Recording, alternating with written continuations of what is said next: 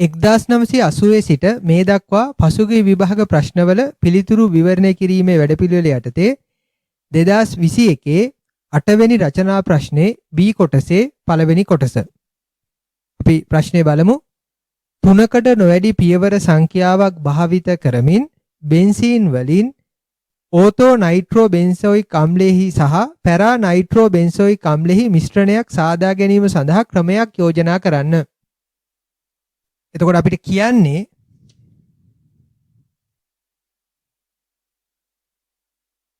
බෙන්සීන් වලින් ආරම්භ කරලා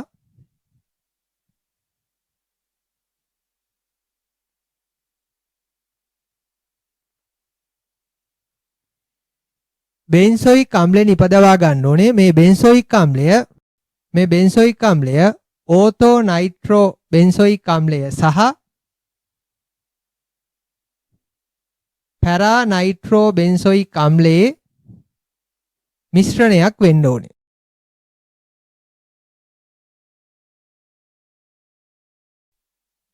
එතකොට මෙතනදී අපිට සිදු වෙනවා නයිට්‍රෝ කාණ්ඩයක් ආදේශ කරන්න.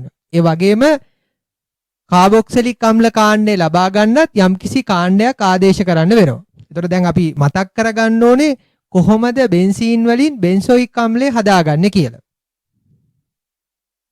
බෙන්සීන් වලින් බෙන්සෝයික් අම්ලය නිපදවා ගැනීම සඳහා විවිධ ක්‍රම අපි ඉගෙනගෙන තියෙනවා.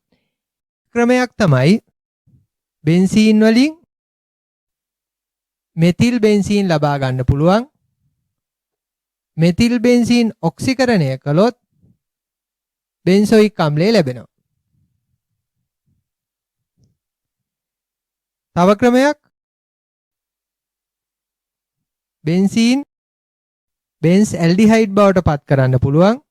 බෙන්ස් ඇල්ඩිහයිඩ් ඔක්සිකරණය කළත් ලැබෙන්නේ බෙන්සෝයික් අම්ලයම තමයි. තව ක්‍රමයක් බෙන්සීන් ඇසිටෝෆීනෝන් බවට පත් කරන්න පුළුවන්. ඇසිටෝෆීනෝන් ඔක්සිකරණය කළත් බෙන්සෝයික් අම්ලය ලැබෙනවා. එතකොට දැන් මේ ක්‍රම අතරින් මේ වෙලාවේ යොදා ගැනීමට සුදුසු ක්‍රමය මොකක්ද? මීට අමතරව අපි ආදේශ කරන්න ඕනේ මෙතනදී නයිට්‍රෝ කාණ්ඩයත්. එතකොට දැන් අපි බලමු මේ එක එක සංයෝගයට නයිට්‍රෝ කාණ්ඩය ආදේශ කළොත් මොකද වෙන්නේ කියලා. මෙතිල් බෙන්සීන් වල නයිට්‍රෝ කාණ්ඩයක් ආදේශ කරන්න ගියොත් මොකද වෙන්නේ?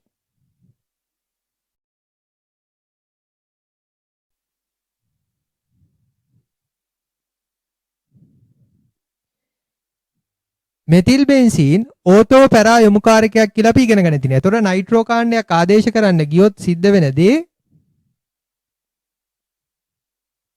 ඕතෝ ස්ථානයටයි පැරා ස්ථානයටයි තමයි නයිට්‍රෝ කාණ්ඩය ආදේශ වෙන්නේ. එතකොට බෙන්ස් ඇල්ඩිහයිඩ් බෙන්සීන් වික්‍රිය කරන මෙටා යොමුකාරකයක්. එතකොට බෙන්ස් ඇල්ඩිහයිඩ් වල නයිට්‍රෝ කාණ්ඩයක් ආදේශ කරන්න ගියොත් මෙටා ස්ථානයටයි නයිට්‍රෝ කාණ්ඩය ආදේශ වෙන්නේ. ඇසිටෝෆීනෝන් කියන්නේ බෙන්සීන් වික්‍රිය කරන මෙටා යොමුකාරකයක්. එතකොට ඇසිටෝෆීනෝන් නයිට්‍රෝකරණය කළොත් ඒත් මෙටා ස්ථානයට තමයි නයිට්‍රෝ කාණ්ඩය ආදේශ වෙන්නේ. බෙන්සෝයික් අම්ලයත් බෙන්සීන් වික්‍රිය කරන මෙටා යොමුකාරකයක්. එතකොට බෙන්සීන් වලට නයිට්‍රෝ කාණ්ඩයක් ආදේශ කරන්න ගියොත් නයිට්‍රෝකරණය කරන්න ගියොත් මෙටා ස්ථානයටයි නයිට්‍රෝ කාණ්ඩය ආදේශ වෙන්නේ. ඒත් මෙන්න මේ කරුණු ටික අපිට මතක් කරගන්න පුළුවන් මේ පරිවර්තනයේ ලියන්න කලින්. ඒතර මම කියන්න කලින් මේ කරුණු ටික මතක් වුණා නම් බොහොම හොඳයි. එහෙම නැත්නම් දැන් වීඩියෝ එක ප්ලේ කරන එක නතර කරලා කටුවැඩ ගොලේක මේ කරුණු ටික මතකයෙන් ලියන්න. බෙන්සීන් ඇසිටෝෆීනෝන් බවට පත් කරලා ඊට පස්සේ නයිට්‍රෝ කාණ්ඩය ආදේශ කරලා ලැබෙන ප්‍රභේදය ඔක්සිකරණය කළොත්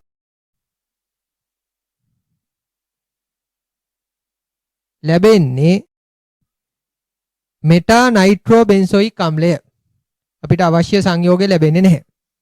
එතකොට බෙන්සීන් ඇල්ඩිහයිඩේ බවට පත් කරලා ඊට පස්සේ නයිට්‍රෝ කාණ්ඩය ආදේශ කරලා ඔක්සිකරණය කළත් ලැබෙන්නේ මෙටා නයිට්‍රෝ බෙන්සෝයික් අම්ලය. එතකොට බෙන්සීන් ඇසිටෝෆීනෝන් හරි බෙන්සල්ඩිහයිඩ් හරි බවට පත් කරලා ඔක්සිකරණය කළොත් බෙන්සෝයික් අම්ලය ලැබෙනවා. ඒ විදිහට ලබා ගන්න බෙන්සෝයික් අම්ලය නයිට්‍රෝකරණය කළත් ලැබෙන්නේ මෙටා නයිට්‍රෝ බෙන්සෝයික් අම්ලය. එතකොට බෙන්සීන් මෙතිල් බෙන්සීන් කරලා කාබොක්සිලික් අම්ලය බවට ඔක්සිකරණය කළලා ඊට පස්සේ නයිට්‍රෝ කාණ්ඩය ආදේශ කරත් ලැබෙන්නේ මෙටා නයිට්‍රෝ බෙන්සෝයික් අම්ලය. එහෙමනම් අපිට මේ පරිවර්තනය කරන්න වෙන්නේ කොහොමද? ඉතුරු වුණ ක්‍රමයෙන්. කොහොමද? බෙන්සීන් මෙතිල් බෙන්සීන් බවට පරිවර්තනය කරනවා. මෙතිල් බෙන්සීන් නයිට්‍රෝකරණය කරනවා. ඊට පස්සේ ලැබෙන ඵලය ඔක්සිකරණය කරනවා. එතකොට මෙන්න මේ විදිහට අපිට ඉස්සෙල්ලාම කල්පනා කරලා බලලා පරිවර්තනය කරන විදිය හිතා ගන්න වෙනවා. එතකොට මේ මගේ පිළිතුරු කොලේ නෙවෙයි, මේ මගේ කටුවැඩ කොලේ. දැන් පුළුවන් අපිට පිළිතුරු ලියන්න. ගෙදර ඉඳන්ම කෙමිස්ට්‍රි තියරි ස්මාර්ට් විදිහට ඉගෙන ගනිමු. සෑම පාඩමකටම මාස්ටර් ක්ලාස් එකක්. amilaguru.com වෙබ්සයිට් එකට එන්න. වැඩි විස්තර සඳහා 0814 503 979 අමතන්න. අපි ඉස්සෙල්ලාම බෙන්සීන් මෙතිල් බෙන්සීන් බවට පත් කරනවා. ඊට පස්සේ මෙතිල් බෙන්සීන් නයිට්‍රෝකරණය කරනවා. එතකොට මෙතිල් බෙන්සීන් ඕතෝ පැරා යොමුකාරකයක් නිසා ඕතෝ ස්ථානයටයි පැරා ස්ථානයටයි නයිට්‍රෝ කාණ්ඩය ආදේශ විය හැකියි.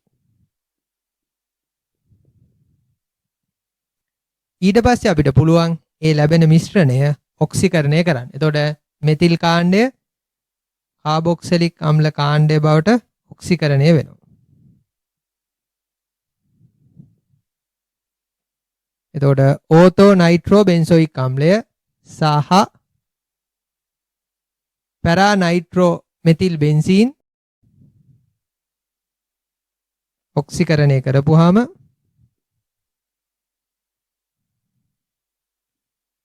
පැරා නයිට්‍රෝ බෙන්සෝයික් අම්ලය ලබා ගන්න පුළුවන්. එතකොට මෙන්න මේ විදිහටයි පරිවර්තනය සිදු කළ යුතු පියවර.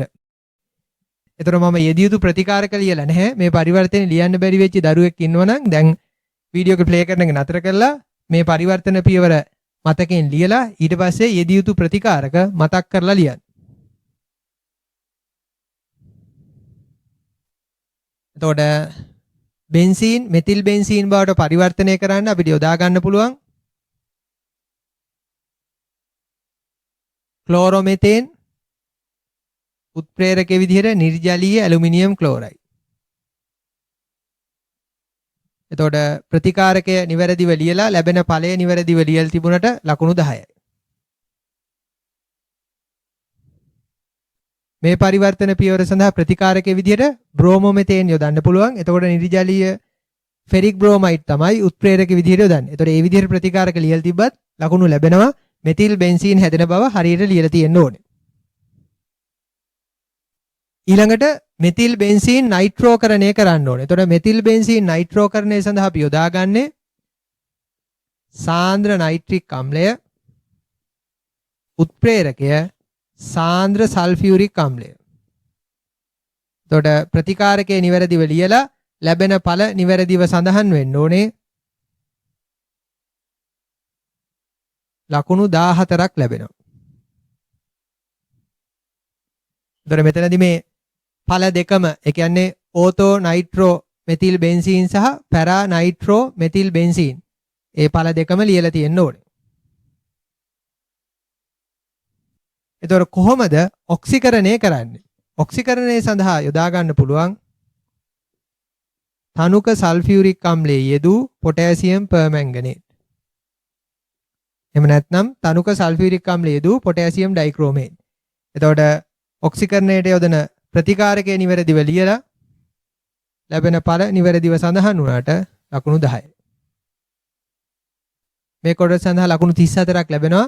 මේ ලකුණු 34 ලබා ගැනීම සඳහා දැනගෙන ඉන්න ඕනේ බෙන්සීන් වල ප්‍රතික්‍රියා ගැනයි ඒ වගේම බෙන්සීන් වල ඒක ආදේශිත ව්‍යුත්පන්න වල යොමුකාරක ගුණය ගැන. එතකොට මේ කරුණු මතක නම් මේ ප්‍රශ්න කොටසට නිවැරදිව පිළිතුරු ලියන්න පුළුවන්. එතකොට සම්පූර්ණ ලකුණු 34 නොලැබුණා නම් බෙන්සීන් වල ප්‍රතික්‍රියා සහ බෙන්සීන් වල යොමුකාරක ගුණය ගැන ඉගෙනගෙන තියෙන සිද්ධාන්ත නැවත මතක් කරගෙන ඉන්න ඊළඟ ප්‍රශ්න කොටසේ විවරණය බලන්න කලින්.